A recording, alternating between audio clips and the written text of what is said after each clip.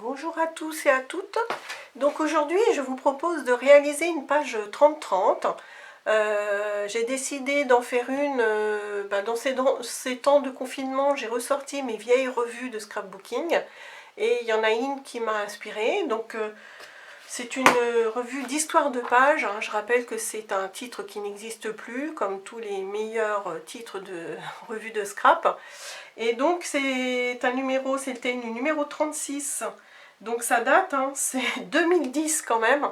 Donc vous voyez qu'avec des vieilles revues, on peut s'inspirer de pages. Voilà. Donc c'est celle-ci, je vous montre, hein, c'est celle-ci qui m'a plu, qui m'a intéressée.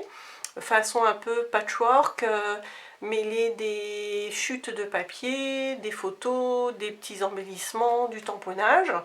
Et donc je vais m'en inspirer et faire un petit peu à ma sauce. Donc c'était une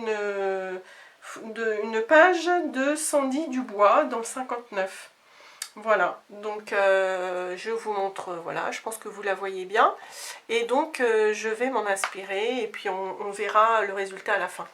Donc pour pas que ça prenne trop de temps, j'ai déjà préparé le matériel que je voulais utiliser, tout en m'inspirant de la page qu'on voyait.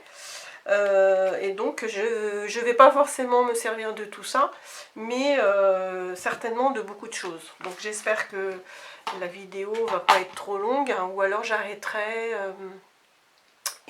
pour reprendre après. Donc ma photo de base, ça va être celle-ci. Je l'ai prise voilà, il y a 1 heure.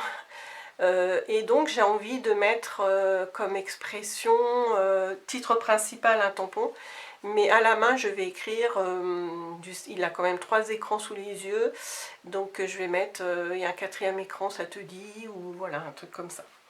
Donc on va vite commencer parce que j'ai peur que je n'ai pas assez de batterie après. Donc j'ai pioché dans mes chutes de papier pour essayer de faire un mini mélo, un patchwork. Je voulais utiliser cette petite carte de Project Life. Donc vous voyez que les cartes de Project Life ne servent pas forcément pour le PL. Elles peuvent servir d'embellissement, comme je vais le faire tout de suite parce que je trouve que ça s'y prêtait bien.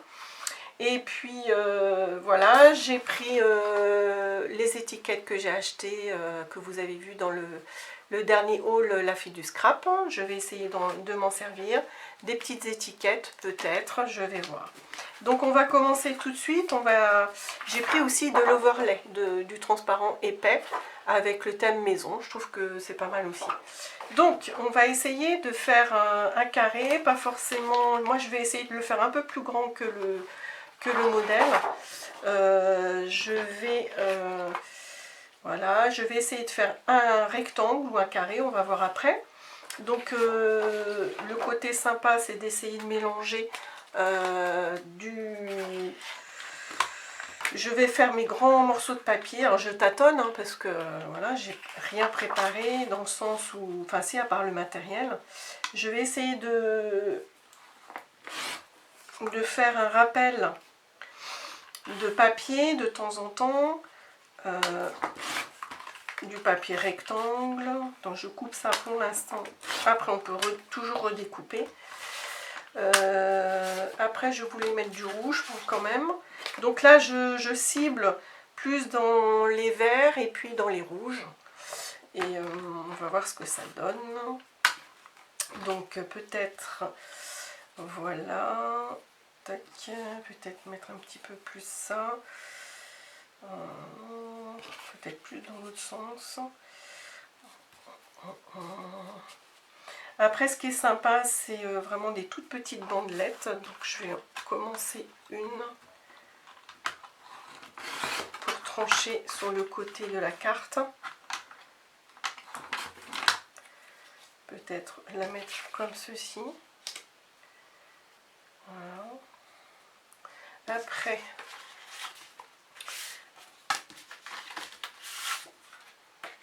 bon, en fait, ce que je vous propose de faire, plutôt que la vidéo soit longue, c'est que je vais mettre sur pause et puis je vous reprends quand mes carrés sont disposés.